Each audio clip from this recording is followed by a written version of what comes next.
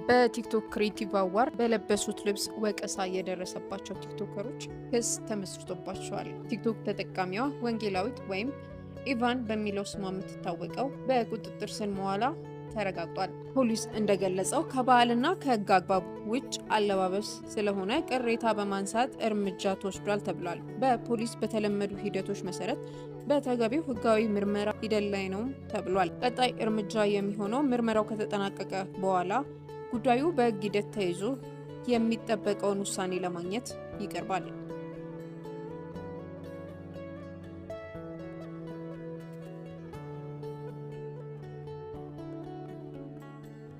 በቲክቶክ ክሬቲቭ አዋርድ በለበሱት ልብስ ወቀሳ የደረሰባቸው ቲክቶከሮች ክስ ተመስርቶባቸዋል። ቲክቶክ ተጠቃሚዋ ወንጌላዊት ወይም ኢቫን በሚለው ስሟ የምትታወቀው በቁጥጥር ስር መዋላ ተረጋግጧል። ፖሊስ እንደገለጸው ከባህልና ከሕግ አግባብ ውጭ አለባበስ ስለሆነ ቅሬታ በማንሳት እርምጃ ተወስዷል ተብሏል። በፖሊስ በተለመዱ ሂደቶች መሰረት በተገቢው ሕጋዊ ምርመራ ሂደት ላይ ነው ተብሏል። ቀጣይ እርምጃ የሚሆነው ምርመራው ከተጠናቀቀ በኋላ ጉዳዩ በሕግ ሂደት ተይዞ የሚጠበቀውን ውሳኔ ለማግኘት ይቀርባል።